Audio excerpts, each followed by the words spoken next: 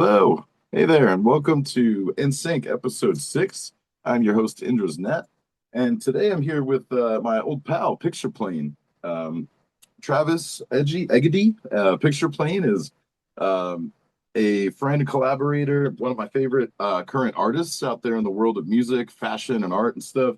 And I'm happy to be sitting with Travis today and just hearing about, what he's been up to. And yeah, I want to talk to him a little bit about his process as an artist and stuff. So looking forward to it. Travis, how you doing today? I'm doing great. Thank you for having me on the show. Heck yeah, man. Um, cool to be talking with you here. It's funny, I've been having your one of your banners that you left behind at a gig years ago. I just kept it up in the apartment and, like you told me to hang on to it. So it's kind of been a fixture on the show anyway, so it's I cool to love welcome that. you, welcome you on. And you've already kind of been part of the show, That's really cool. But yeah, so Travis, I wanted to introduce some folks to your work. And how would you explain yourself as an artist? And like what is your craft? And when did it all like kind of begin for you as an artist? Like how did you become Pictureplane? Well, it's kind of a long story, and I've always been a very multifaceted artist. I really think my first real love, I guess, was music, though, always, and I've always been really interested in art, but music was this like kind of deep passion for me starting when I was a kid. I just like fell in love with music, and I started making my own music and like electronic beats when I was in high school, and like making hip hop beats with my friends. And um I went off to art school in Denver when I was 18, and really just started really getting into music production then, and like meeting a bunch of new people up there. And I moved into an art warehouse in 2006, this place called Rhinoceropolis, that was having shows all the time. And we were booking crazy bands, and we built all the rooms out of plywood, and it was a very, very DIY operation, but it allowed me to be completely immersed in music and art 24/7 in Denver. And we were really just creating our own reality every single day over there. And, I was spending all my time making paintings and making records and music, just being a full experimental art freak, basically. And yeah, that's kind of how Pictureplane was born. Because I had this space to create in like all the time, and I started playing a lot of shows and just kind of practicing my craft of playing live electronic music, really. And it kind of became my career. Really, I started touring around the world and opening up for some larger acts. And I moved to Brooklyn in 2012 to just kind of like pursue my music more. And, I've been on the East Coast ever since, really. Yeah, but, throughout that whole time, the music was always central, but I was, painting and having art shows. And I started a clothing brand that was through my music, really, making merch for myself and other artists. And it kind of evolved into doing a like streetwear company and stuff. But I think it all comes back to music, really. That's kind of what the glue that is holding everything together. Even I'm doing all these different kind of styles of art and stuff, but music is this, it's just always really relevant to what I'm doing, like underground music culture. hmm Yeah, that's awesome, man. It's really cool. As a fan of your music too, like the evolution of kind of like your music that I've seen over time. Like some of your earliest stuff and your latest stuff.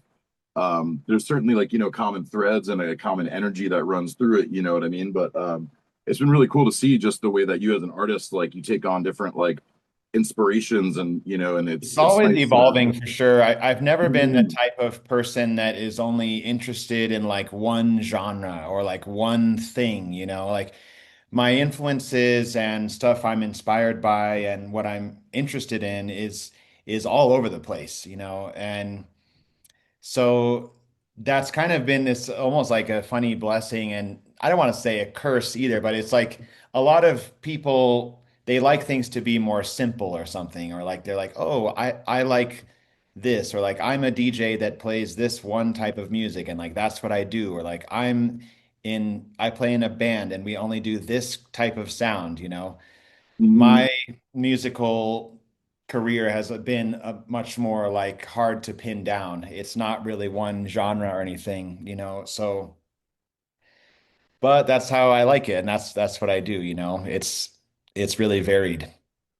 Yeah, I dig that too. Like I like I feel like so many great artists, like like Bowie and stuff, has many different kind of like eras and incarnations, and like Sure.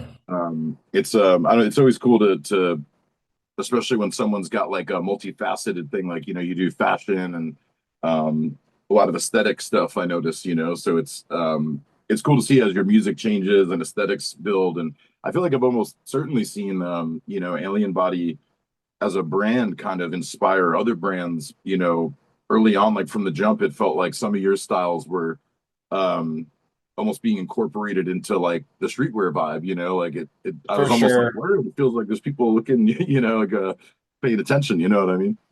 Um At this point, shit, we're all getting older and stuff. And at this point, I kind of feel like I'm somewhat of an elder, especially like music is such a young, it's just a young thing. It attracts like youth culture and, to be doing it for so long is definitely really cool and a blessing. But, I was definitely like early with just like making, DIY electronics in my bedroom, 20 years ago. It's a trip now. And the clothing brand, it was similar. I was really early. I was obviously inspired by other clothing brands and stuff, people like Mishka and Actual Pain, around, 2012, 2013 time period. Um, mhm. but yeah, there's was definitely other people inspired by what I was doing for sure that came after me. Yeah, yeah, it's But cool though, that's great. it's like that's how art works, That's right? how it should be. I was always inspired by people that came before me, and it's cool to pass down that inspiration to younger people. Totally, yeah. Like, I have a similar thing, even funny with this show is like I'm kind of coming back to sharing some more thoughts on mysticism and pop culture and things. And I'm seeing these content creators that like I just don't have the same attitude toward like content creating as some people, so I don't jump on like the TikTok and be like, you're never gonna believe what this thing, Dude, but like I can tell me try, about it. As an artist now, it's people expect you to, you have to like be promoting yourself all the time. And yeah, the idea of like content creation is just so weird to me. It's always felt strange, kind of like the antithesis of what it means to be an artist, like I'm not like a TikTok editor, or like I don't like making short like videos or like that like are meant to grab people's attention and stuff. And that's just not what I find interesting. yeah. But And it it's sucks that you have to compete with that kind of shit now. hmm yeah, and it's like I applaud everybody that does it too, you know what I mean? Like it's a dance Yeah, you can no hate on do, anyone that does that, but but like but I definitely feel it. Like it's like I've seen the even some content that like I know I put out 15 years ago on my blog, and I spent time sharing it, but it's like stuff that I've covered other people are now kind of covering, and it's brand new, and I'm like, well, I just accept that I help pave the way for people to be open with their mystical meanderings, in some way or another. I don't need to feel like I'm being seen all the time, you know what I mean? of course. um but yeah, it's an interesting time to be an artist, because there is like there's always that balance of staying true to yourself and then trying to also like kind of honor your place in exchange with all the I don't know, like the times we're in and everything. It's an Well, interesting dance being an artist in these times. it is a dance for sure. And I think it's frustrating for a lot of musicians or visual artists because you can work for a really long time on something and then you put it out there and it's just sort of like in the feed and people just kind of scroll through it or Right. consume it very quickly and then they're on to the next. People's attention spans are very low. It's a strange time for people that really like spend a lot of time on their craft Mm, because people consume it so fast. yeah, yeah.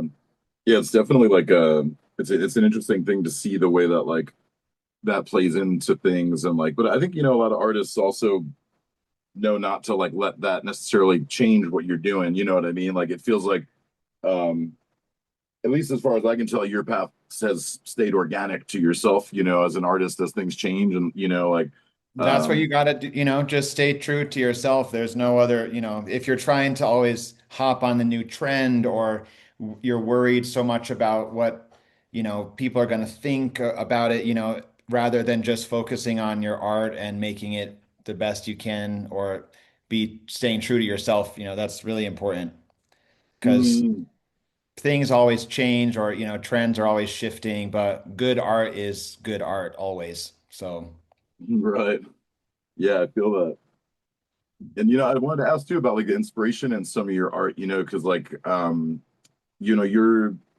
you seem to be kind of an artist of our times where you said you had like inspiration from some hip hop and electronic beats and streetwear inspiration and electronica and all this other stuff. Like um, what would you yeah. say for you like is the um like your early on what was the forces that really drew you into to taking it on? Was there like a certain artist or anybody that like or a certain like band or group Oh. that just made you know you were gonna like do something with your life like that, or like is that something that's changed throughout time or Early on, like the influences that was like really hugely influenced by as a teenager was this record label called Anticon.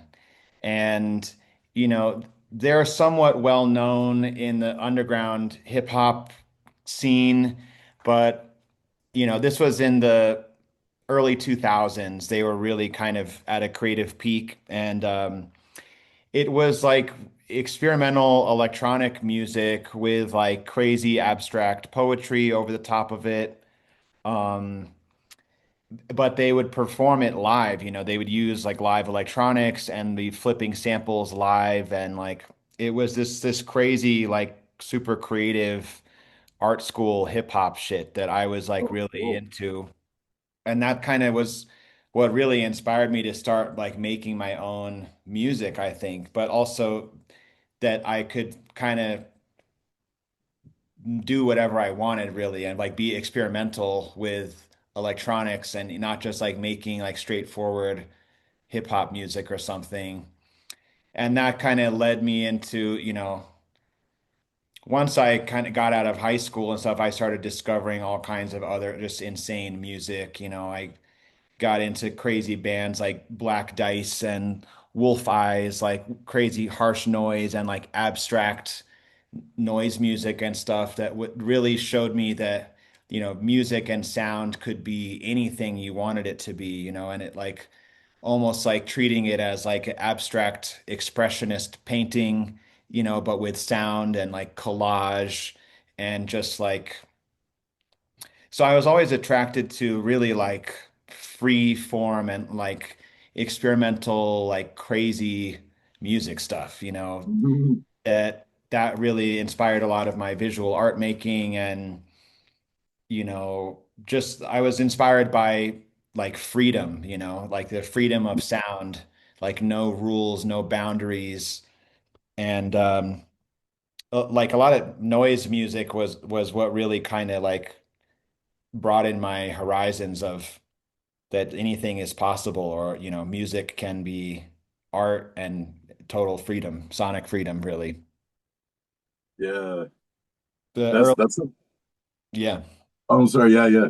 I I didn't don't know. mean I mean, to. I could like name drop a bunch of bands, but like, there's also a ton of like just crazy forgotten music and bands from that kind of like mid 2000s period of these bands that would come through and perform at Rhinoceropolis, the warehouse I was living at. And it was this whole kind of underground network of wild freestyle music. Um, Very like punk influenced, but not like punk rock. It more just like when I say punk, it's just sort of like no rules, no authority kind of thing. I love that. Yeah, it's cool to hear that because I feel like it comes out in your music that there's like this kind of that amalgam of inspirations and kind of it's your music has always felt like metropolitan to me, but not in a way that I think not like high class or like high city, but like in and of a city, like a place where cultures are literally like weaving together and like people are inspiring each other and beat exchanges are happening. You know what I mean? Like your music gives I off can see that for like sure. I feel I've like always you been interested by like collage and sampling, which is, just like a blending of different sounds and styles together that maybe don't aren't supposed to work on paper or something, but finding ways to mash things up together. And it is kind of like a city or something, like different cultures combining into one piece of art for sure.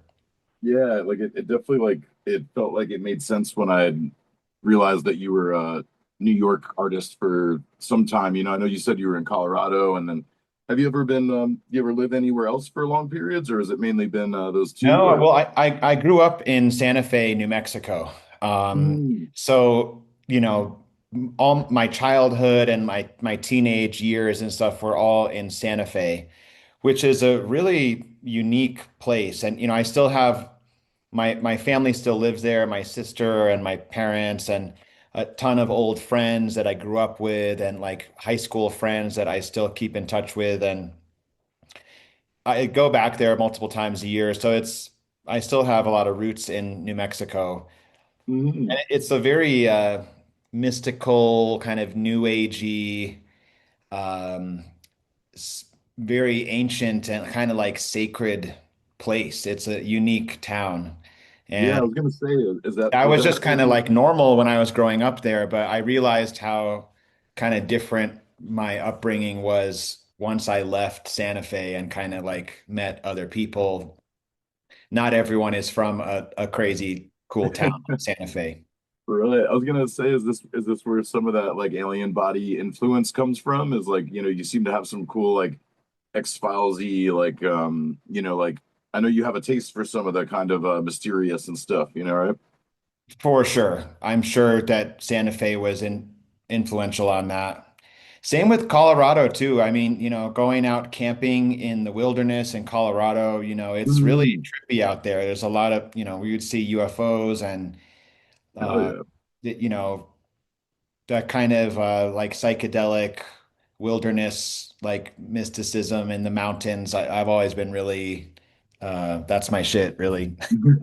Yeah, right. I love the mountains and yeah, and the forests. hmm Yeah, that's definitely been a big vibe for me ever since I moved up here and stuff. And I wanted to ask you, is there any in your life like, because this show I talk about like synchronicities and like mysticism, healing stuff and just kind of like it's kind of like talking about like exciting and fringe and holistic things. And Sure. curious if you have like in your life, are there any like outstanding, I know you said you've seen some UFOs, but you ever have any like outstanding experiences with synchronicity or some of these like stranger fringe elements of reality that you want to share? Well, I always, thought of what I was doing with music as this kind of like shamanic act, really. I was approaching my performances, um, and like putting this intention into it, especially like the live performance aspect of like this sort of, you know, healing through sound and vibration and the collective aspect of like coming together and like just being bathed in like sound, like loud, fucking noise. And to me it was always a kind of like shamanic exercise almost of like conducting the sound for a room full of like sweaty people and trying to like elevate the vibration of all these people at the same time. Um, yeah, shit, that sounds kind of crazy, but that was how early on, that's how I was really like thinking about my music for sure in the live context. Um, That was more back in like the warehouse era when it was like really like kind of raw and experimental and free, performing in just like a sweaty warehouse. But that's the scene that I come out of. It's maybe a little different now, I'm not always playing in warehouses anymore. It's, different when you're in like a big venue, like on a stage. It's kind of a different relationship with the audience, but when you're right there with the people like surrounding you and you're doing live electronics, it can feel pretty spiritual. Uh, Yeah, totally. for like synchronicities and stuff, I'm not really sure. I've always tried to pay attention to that stuff. I've always, felt like when you're experiencing synchronicities a lot, it's sort of showing you that you're on a maybe like a correct path that you should be on, or like it's like a little wink from the universe that you should, follow the synchronicity or like, Right. yeah. Yeah, I've always yeah, I can relate to that too. And like, I definitely have a having written about synchronicity now, I've seemed to have invited it, or me and it have a lot of connections now, but like but I really related to what you're saying about like DJing and like kind of a shamanic, kind of like community healing element. That's like I relate to that so much because I have a lot of profound spiritual experiences as a DJ, in like the queer scene and Oh, it's doing it's it's drag amazing. Yeah, shows. DJing especially, it's really it can be extremely powerful. Like the DJ, you're really holding the energy of the party, like or the dance in your hands. It's a trip. And Yeah, some people are really, really good at that, like really holding this incredible power over the people. It's cool to see that. And that's something about like rave that always like really was influential to me, that kind of like magic of the electronic sound and the collective, mysticism of like dancing. It's like a an ancient kind of it really thing, is. Yeah. like the dancing to rhythm with people. I think that's something that's thousands of years old that kind of taps into some deep part of our psyche of who we are as humans and shit. It's cool. Yeah. Terrence McKenna talked about that. His whole idea of the archaic revival of like these ancient things becoming new again in our society. Like part of his theory on that was like rave culture, which, he was writing about that stuff in the early 90s, which was kind of like the peak of the first wave of rave. Yeah. He saw what was going on and he's like, oh wow, people are dancing to this like tribal, like hypnotic, rhythmic drums, just like, freaking caveman. Like, Right. like, so yeah, it's cool.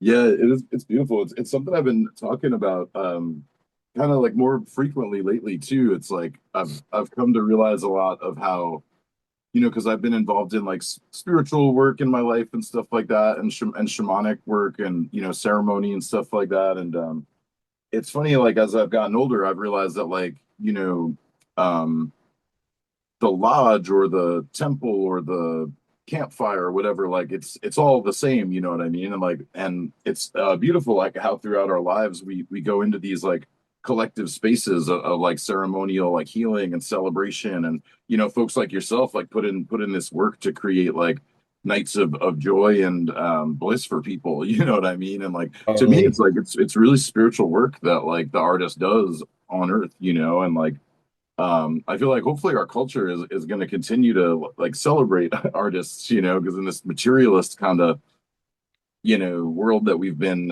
in for some time, it hasn't really, I don't think, given artists all the like full recognition they deserve in the like the body of the system. You know what I mean? Uh, Completely. Or like, just a lot of, I mean, this is nothing new, but there's a lot of like shit that gets rewarded like huge, like just terrible music that is making tons of money, or like that right. the type of shit that gets rewarded is not always the best, you know, Mhm. to say the least, so, Yeah, and that's the thing is like I guess that's but that that's punk nothing new. underground world we come from kind of is like, Yeah. we kind of make our own ceremonies where we've got a little more quality control over the type of, I don't know, it's like but in the art world it's it's I've just heard recently too there's been some big stuff where there's been betrayals in art, and like I know there's some stuff that happened with the Brooklyn Vegan and Mm. Good Charlotte and stuff and yeah, it feels like the landscape has been changing too, like this Well, there's just no money anymore. It's like things are drying up where,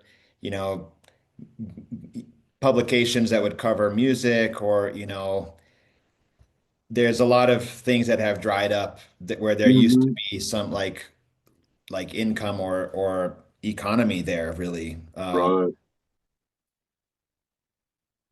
It's a weird time, and also as things have gotten just more and more expensive, even the idea of just making music is like really difficult for people. I mean, you have to be like touring all the time or, like really traveling a lot to even make a profit now. Yeah. It's a trip. The cost of plane tickets and hotels and eating out on the road and stuff, it really all goes into it and like really eats into the any sort of profits of bands now. It's a trip. Yeah. Yeah, I understand. Like, I know Europe seems to have a different kind of thing, but I know I've always heard about that in regards to touring, that it's like great to tour Europe.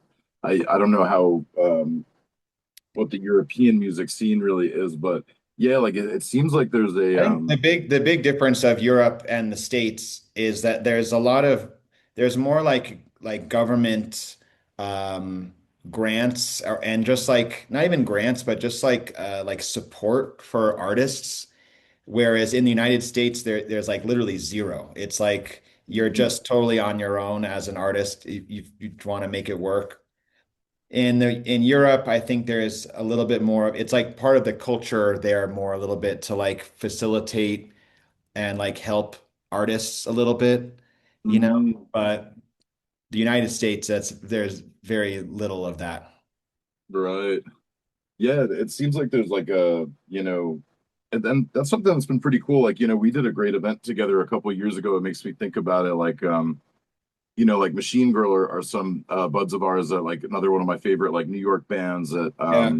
I think are doing really killer like leading edge stuff all the time, and like we did a really fun like rave together at an old abandoned like IBM factory in 2021. That was fun and did like a little mutual aid rave thing and I remember that was a great show because it was right after COVID had come to like a People were so hungry after COVID to just do anything and like get together with their friends and stuff. And that was such a strange, dark time, the like COVID lockdown shit, that once people were able to kind of start hanging out outside again together, it was like this euphoric, like, people just went crazy for that was sure. like the archaic revival for sure, Like, yeah. Yeah. That was a great show, but yeah, I feel like it's kind of cool how like no matter what the American landscape stays like, that artists kind of stay thriving, doing their work, nourishing the communities, like and like it's been cool to see like because I know you beyond just producing your own original music, like you DJ pretty regularly. it seems like, right? Like that's a pretty big part of your life these days, or Sure, yeah, and man. definitely the past 5 or plus years. I mean, I guess I was always interested in DJing. But I used to just like do it off my laptop or whatever. But it took some years to like learn the CDJs and like kind of understand that there's more of an art form there that I wasn't really taking into account many years ago. But yeah, Mm, it's so different than like a live performance where like picture playing, I'm like singing my own lyrics and like playing some live synth and triggering samples and stuff. And DJing is like a very different type of workflow live. And so yeah, I have a lot of love for the DJing. mm. Yeah, it's been cool to see. Even I've been seeing you doing some like cool raves and stuff, and Sure. it definitely feels like I've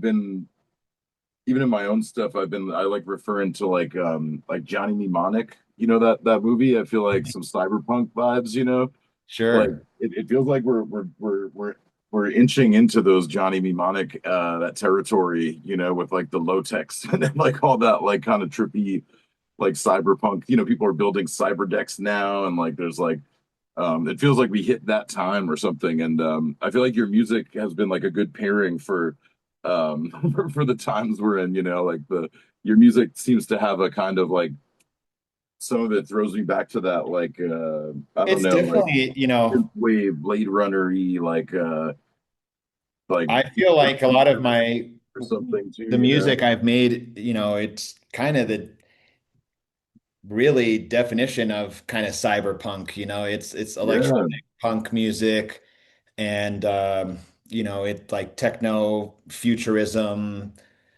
uh, you know, the idea of like, utilizing machines, to create art and sound and there's something very, futuristic or, cyber punk about that, and it's a lot of themes I've explored in some of my albums for sure.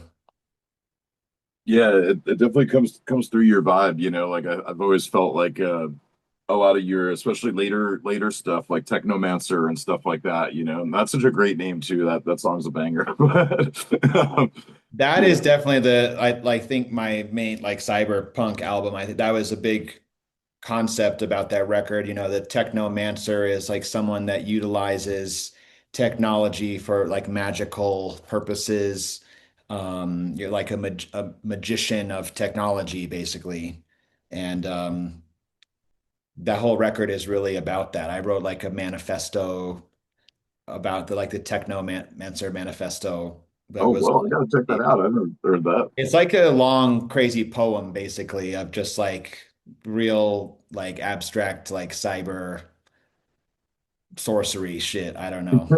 That's awesome. Hell yeah. Yeah, I gotta dive into that. I know you've done some cool I know like I have one of yours in my little library somewhere, but like you have some publications, like you've done books of work of like collage and like some of your free form stuff, it looks like, like you want to tell us a little bit about any of those? Like I've seen some of those are really cool and just like yeah, authentic stuff in there. I've always loved books and zines and, art books. It's fun to just, make like a collection of work like that, even if it's like a Xeroxed, art zine that you make that's pretty lo-fi. Loved making shit like that. Yeah, I did a cool like a couple art books that's have gone kind of like in tandem with some art shows of mine or like books of like photography or uh yeah, random like art and like scans from my like personal like sketchbooks and stuff that I've turned into like art books and things like that.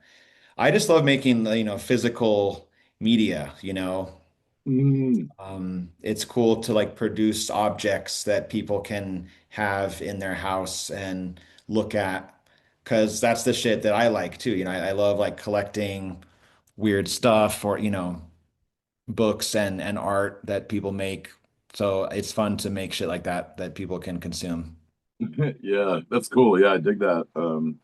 Yeah, I was recently even myself digging through some old journals and stuff, and I was like, wow, I'm definitely gonna have to drop a little collage of like, all my little weird doodles and yeah, manifestos and all those kind of things because Yeah, it's you like as should. an You know, artist, it's it's cool you're like, if you're spending a lot of time like doing this kind of like personal stuff. It's interesting thinking about that like no one is ever going to see it or whatever. And you know, that's your decision obviously, but that's what I did for a book I made. It was I went through like just a bunch of old journals of mine that, you know, I would keep when I would be traveling or like on tour or whatever. I was always like drawing or like writing weird shit in these journals and I never really thought about you know, people seeing it or whatever. It wasn't really for that.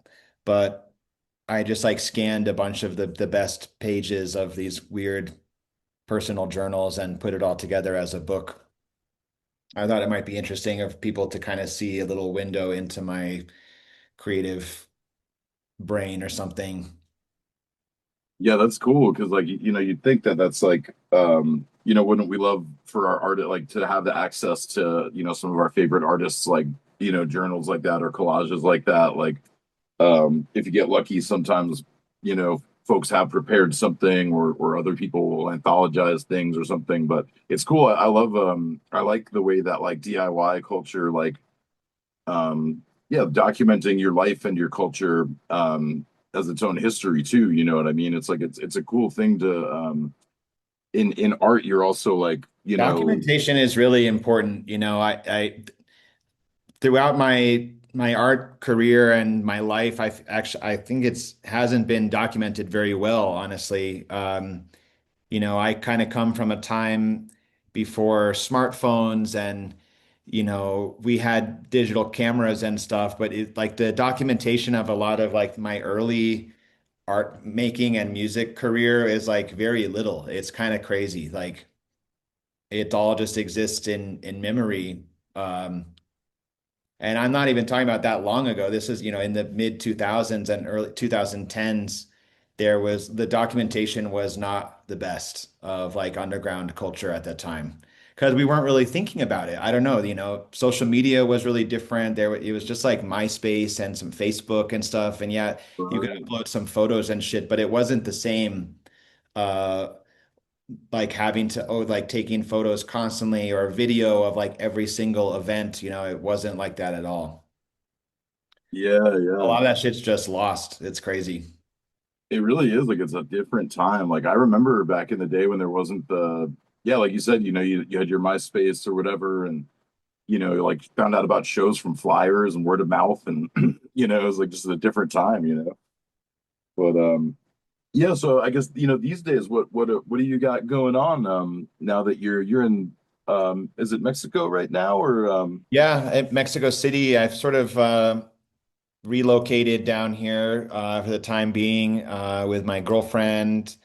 She's Canadian and she having some like visa issues in the United States. And I always loved Mexico City so much. You know, come down here a lot over the years and playing shows and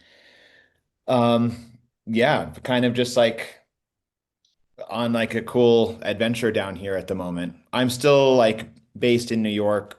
I have an art studio there and I'm going back to New York a lot. I have a an art show coming up in Brooklyn on September 4th or September 24th that I'm like working really hard on right now. I'm making a bunch of new paintings and collages and some art prints like silk screens and stuff. Working on some new music. Yeah, you know, really just, you know, doing my thing. And it's, you know, I'm really enjoying being in Mexico City right now. It's kind of nice to be out of the States for a little bit.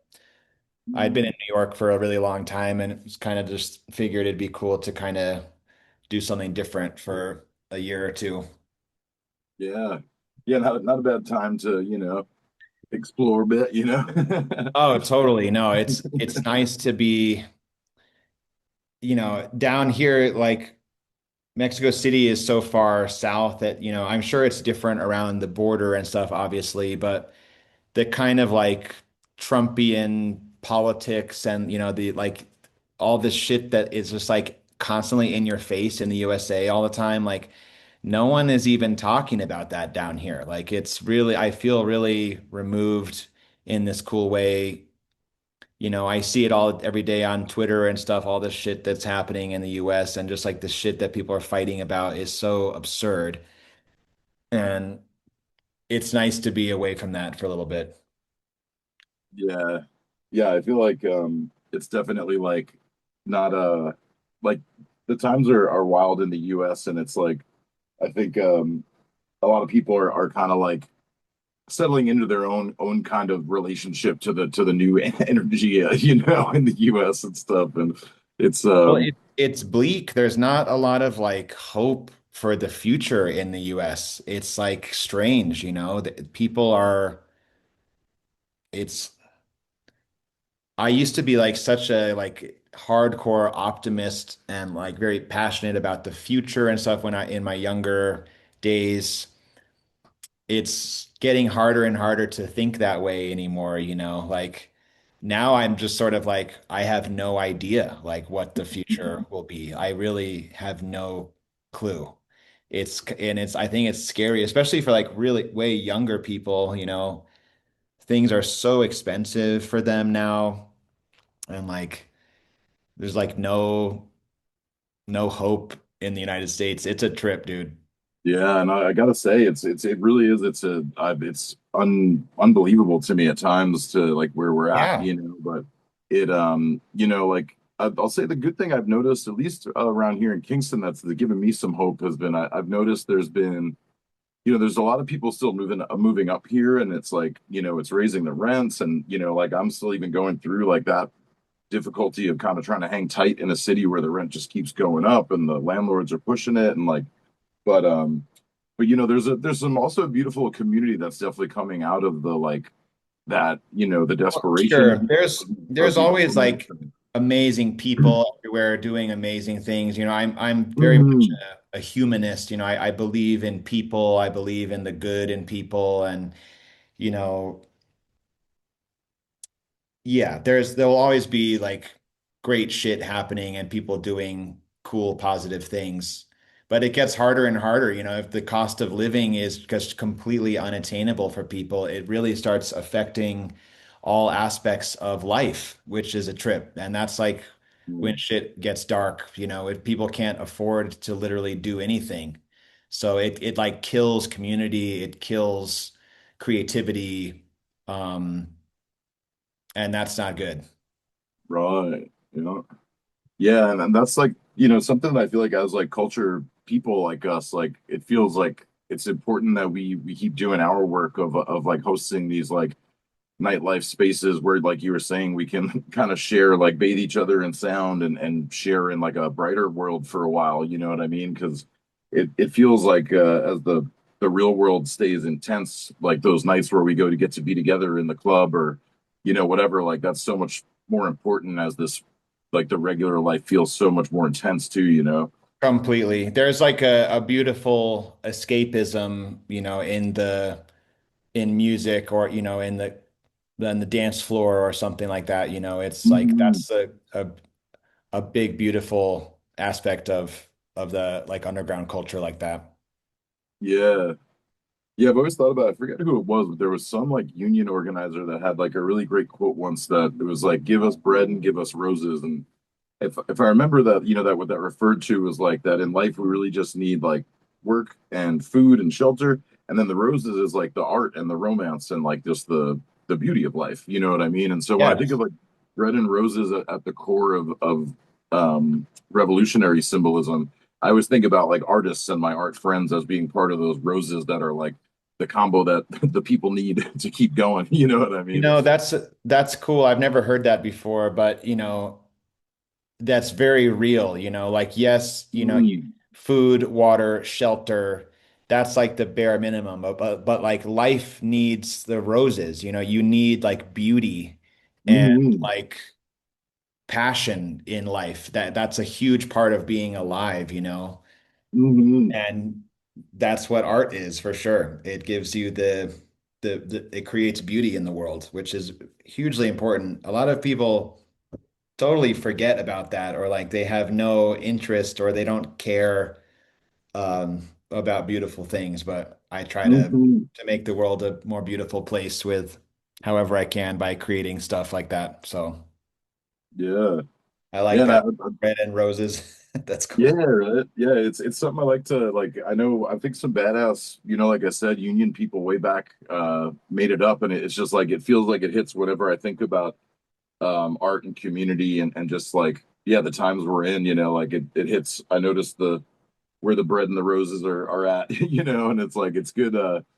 Yeah, I feel like, I wanted to also mention, like in the future, if you're ever coming through the Hudson Valley again, I'm going to be doing some events that are more on that like on that roses side of trying to like connect with the land here, like I know you come visit New York, so I would love to have you up for one of these events that I'm doing where like we're going to be doing these like kind of like fundraisers, but also educational events where we go to like sacred sites that are here in the Hudson Valley and are kind of like some are left unprotected, some of them are being protected, which is great, but I'd love to invite you up to like DJ or come hang for one of these things You know, sometime. I love coming up to Kingston, so for sure I'm super down. And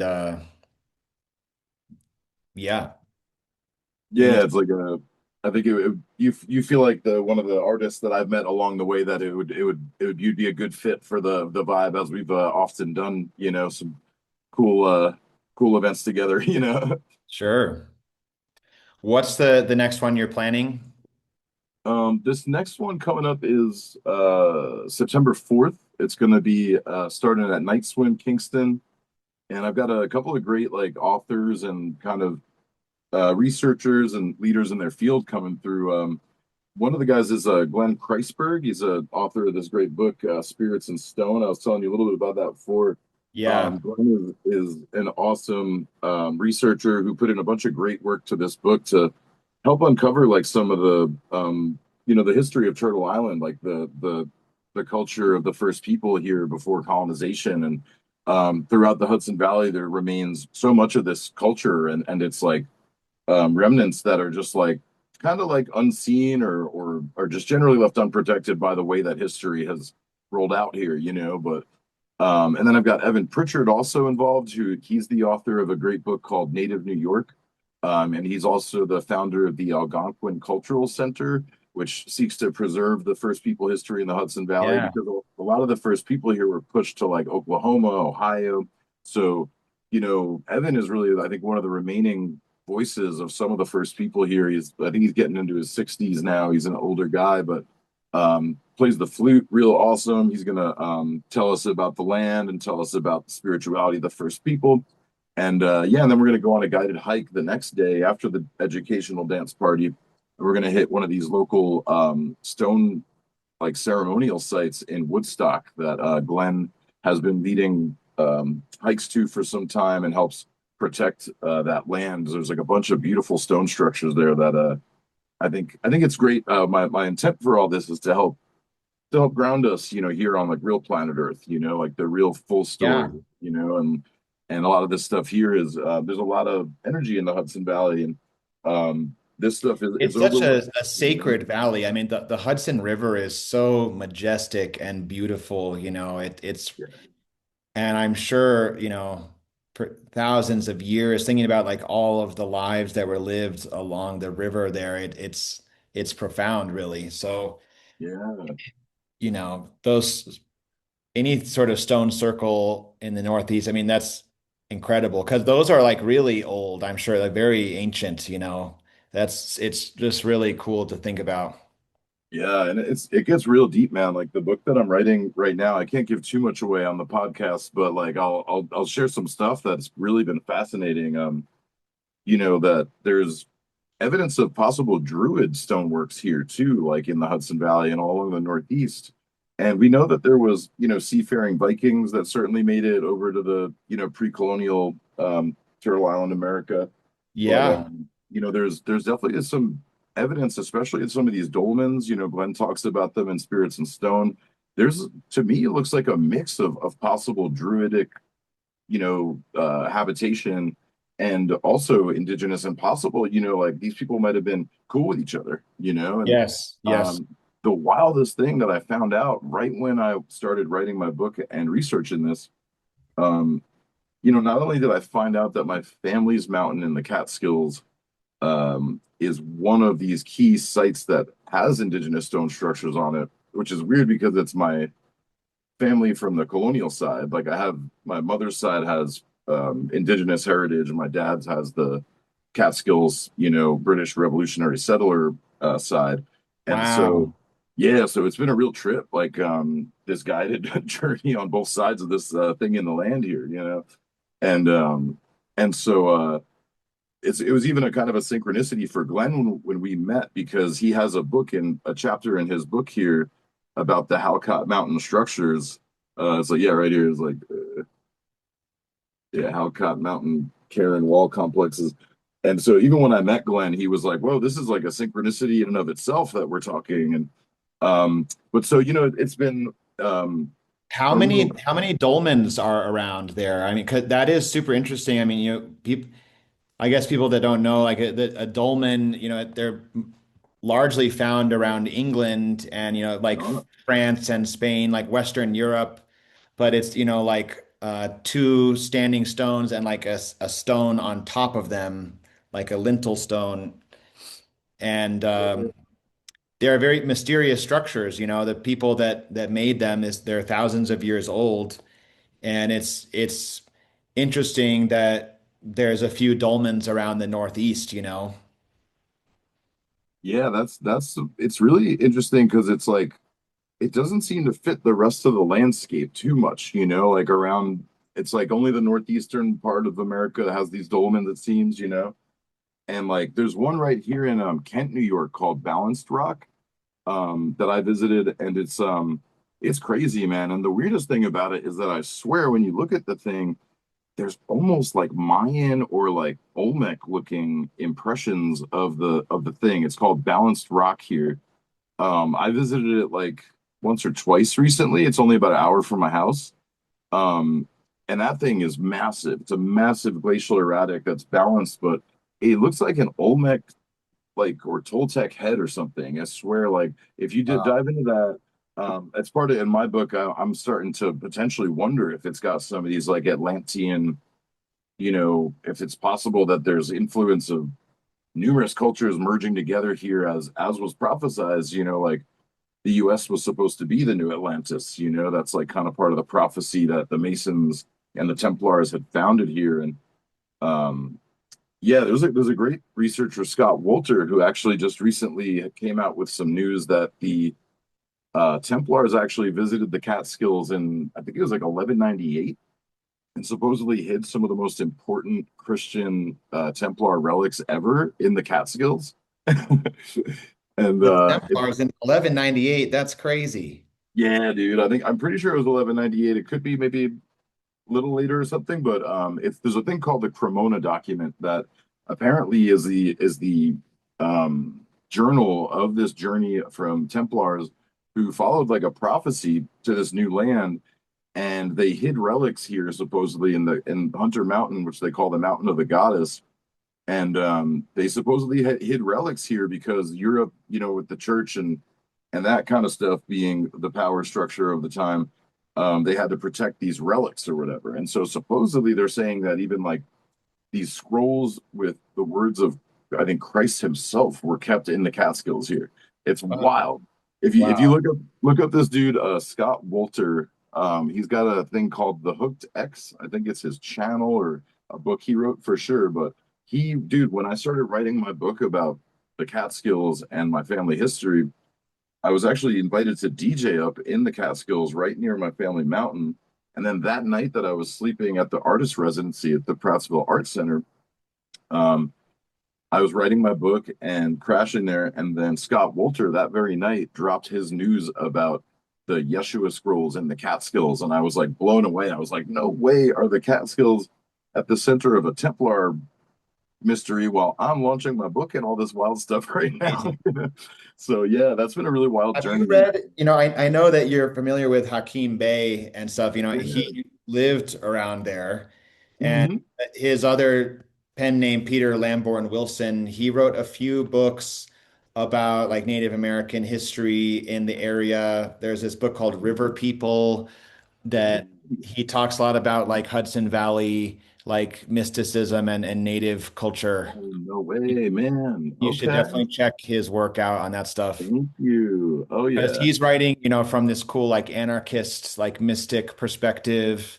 Yeah, we've actually met before, me and him, and right before he passed, I was supposed to go to dinner and stuff. But yeah, dang man, he He was was on. very, very influenced or like interested, I guess, in the like Hudson native cultures for sure. Yeah, okay. I'm gonna be Googling that like right when I'm done publishing this tonight. Yeah. Yeah, that's exciting, because yeah, the Taz and all that was his spiritual kind of anarchism was always something I connected with whenever I came across his work. Totally. Um, It's really influential to me as well. yeah. Yeah, so that's some exciting stuff. I'm hoping to have my book out before the winter solstice. So I'm hoping it's kind of like sometime in harvest season, maybe before spooky season or something. But It's like um a personal novel or like not a novel, but like what's the book exactly? Your well family so history?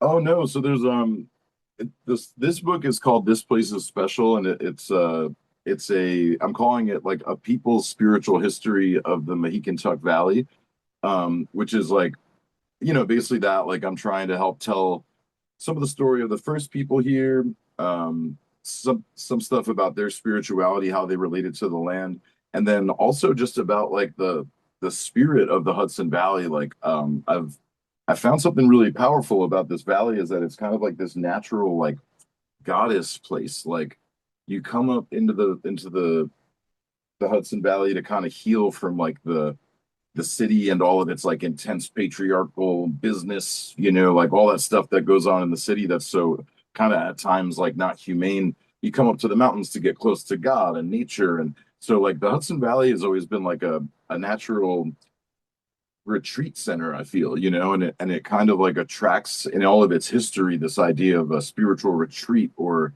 spiritual hermitage. And even Aleister Crowley came up here and did his magical retirement at age 42 on Esopus Island right here, Yeah, yeah, you I'm know. familiar with that. That's super interesting. Yeah, and it's like there's a whole theme to the Hudson Valley and the Catskills of retreat to nature and to connect with God, and a lot of visionaries come up here to dream a new world. And so part of what my book points out is that like, what we've got here is like this beautiful Valley of the Goddess is what I'm calling it. Like I kind of feel like this place is presided over by some great goddess energy that has probably been recognized for a longer time than many other things. I think that's why we have Lady Liberty right at the end of the Hudson, is that like she's kind of like the embodiment almost of this free feminine spirit that the river represents. Kind of like the way Isis represented the Nile in Egypt. It's like I feel like Lady Liberty is this Isis to our Nile of the Hudson, you know what I mean? And Amazing. so that's part of my book is that like I also feel that this feminine spirit is actually like really here in the land, and it's just in the earth always, but it's strong here, and there's something to that. And there's some really magical stuff I'll be revealing in the book that I can't spill on the podcast yet because I can't let other people maybe take my research and run with it. But I have some really exciting stuff to share pretty soon on that stuff. But Killer, that rules. That's exciting. yeah, yeah, thanks, man. Yeah, it's been an exciting journey. I'm looking forward to keeping it up. And um, yeah, this podcast will be a place where I'll be having Glenn on probably. Yeah, Glenn and Evan are actually the next guests right after you. So these two experts on this will be joining me on the next episode. So definitely listeners and yourself sounds like you're into it. Like definitely check out that one because those homies are really really tapped. I think that's your definitely up your alley. Totally. No, thanks for showing me that book, that Spirits in Stone. That's really, I'm like a really big Graham Hancock fan. And this guy works with him, so that's cool. I really fascinated by ancient stonework and, ancient cultures that have just been lost to time and like the knowledge as well that's been lost throughout history, forgotten civilizations, and that includes a lot of the Native American cultures in the USA. It's like a lot of that is just so lost. We don't really know what those people were even doing. It's incredible, but it just Yeah. forgotten history. I'm really interested in that shit. Yeah. Yeah, well definitely we got to stay tapped in because yeah, there's this amazing stuff right here with Woodstock. Like Overlook Mountain is this giant serpent temple. It's like a giant serpent ceremonial effigy mountain, and it's just amazing. Like I just feel like I'm excited to help bring this history to light so that we can celebrate it here in the land, you know what I mean? It's like this country is beautiful in a million ways, you know what I mean? Even, Yeah.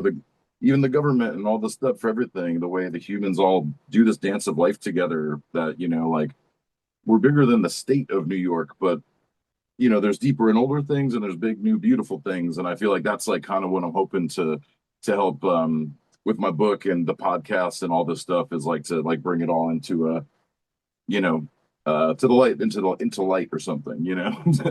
Oh yeah, yeah. But yeah, man, well, it's been a pleasure like getting to chat with you tonight about your flow. And is there any yeah, I know you said you're coming to New York in September. Is there anything else you want to like shout out or give anybody a heads up about or um anything like that? I don't know. I'm going to be releasing some new music. Hopefully, I have like a side project that's kind of this like mystical like dungeon dub music I'm making that is Um, called Clockhet, which is like a spiritual or a a word in Swedish that means wisdom. And Ooh, it's like I'm working on a whole Clockhet album right now oh that yeah, it's will exciting. weird kind of like ambient music for sure, but I'm calling it dungeon dub because that's kind of what it is. So, um, yeah, that's I don't know, just focusing on my art and music like always. But yeah, I do have an art show September 21st in Brooklyn at this gallery called CIA Gallery, September 24th. Hell yeah, I'll look forward to coming to check you on that. I think You you should said come that's down for that for sure.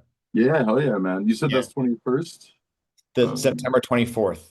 4th. Okay, cool. Awesome. Yeah, I don't think I got anything going on, so I'll have to check you on that. And that's down in Brooklyn or Yeah, it's actually in Ridgewood, Queens, but like right, Bushwick, Ridgewood zone. right there, zone right. Yeah. Yeah. Cool, man. Well, hell yeah, I look forward to seeing you. And yeah, if you happen to get to New York any sooner, like holler at me and come check us up in Kingston. And Yeah, I that really sounds cool. Maybe could make it work, for sure. I'd love to go on that hike and it sounds really dope.